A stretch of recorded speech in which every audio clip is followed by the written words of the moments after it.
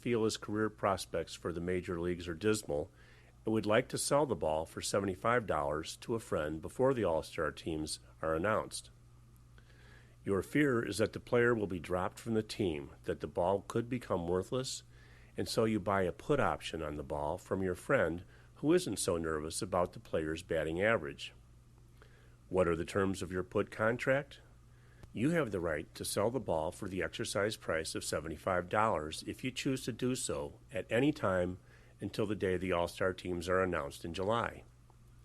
To sell the ball, you notify your friend of your intention to exercise your put contract, deliver him the ball, and he pays you $75. The ball is now his. Again, in the options world, this ball could have been 100 shares of stock. From our baseball analogy, you can begin to see how call and put options work. Your reasons for wanting to buy the call or put can vary.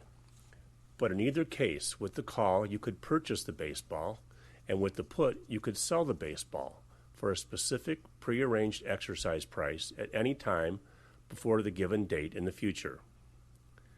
Options have been around for centuries in one form or another, and the terms call and put have evolved over the years. Each describes in a word what happens after that type of contract is exercised, so this is a convenient way to keep the terms straight. A call option gives you the right to buy or to call in the underlying shares. A put option gives you the right to sell or to put the underlying shares to someone else. This really isn't complicated because, as you can see, the terms are pretty much common sense. Let's finish up this discussion by taking a closer look at what a call option is and when you might consider buying one. Previously, we described options as flexible investment tools and spoke about the potential they offer to take advantage of or profit from bullish market conditions. Many investors turn to call options for just this reason. Buying a call is a bullish move because the call's market price generally increases as the price of its underlying shares continues to go up. There are two motivations you might have for buying one. First is the desire to own underlying shares at some point. In this case, you'd expect to eventually exercise your call and buy 100 shares at the strike price. This would work to your advantage if the stock price increased to the extent that buying stock at that strike price would be cheaper than its current market price when you exercise the call. Say you buy a September 60 call on shares of Baseball Incorporated. Your call gives you the right to buy 100 shares of Baseball Incorporated stock for $60 per share if you exercise the contract at any time before it expires in September. Perhaps in September, just before expiration, shares of baseball stock are trading for $75 per share. If you exercised your call and bought 100 shares of stock for $60, you've purchased the stock for $15 less per share than they are currently worth. The other reason is to profit from an underlying stock price increase with no expectation of actually exercising the contract and buying the shares. This would work if the stock price increased after your call purchase and the market value of your option increased above what you paid for it. In this case, you could sell the call back to the marketplace and realize a profit. This is another reason many investors buy call options. Whatever your motivation, however, the price of the underlying stock can always go down.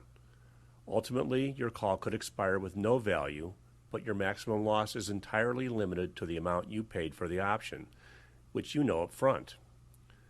Compare this to buying 100 shares of stock. In this case, you can't predict what the loss on your stock purchase might be, but it could be significantly more than what you paid for the call option. How do you buy calls and puts? Just like making a stock purchase, you'll need a brokerage firm. You'll also need an account your firm has approved for option trading. Please check with your brokerage firm about its policies and requirements. Finding current market prices for option contracts has become much simpler online. Like stock quotes, bid and ask prices for options can be found on numerous websites, so an internet search should result in plenty of sources. The Options Industry Council also provides bid-ask prices for all equity options from each exchange that trades the contracts. These prices are delayed by 20 minutes and can be found free of charge on our website, optionseducation.org. Your brokerage firm, however, will most likely have its own site where you can place your buy and sell orders as well as receive your trade confirmations electronically and quickly. This has been a general description of some possible uses for options. This concludes the Options Industry Council's Equity Options Basic Podcast series. We hope you have found the Equity Options podcasts informative and understandable. Our next series of podcasts will include how options are priced, how and where options are traded, and an introduction to option strategies.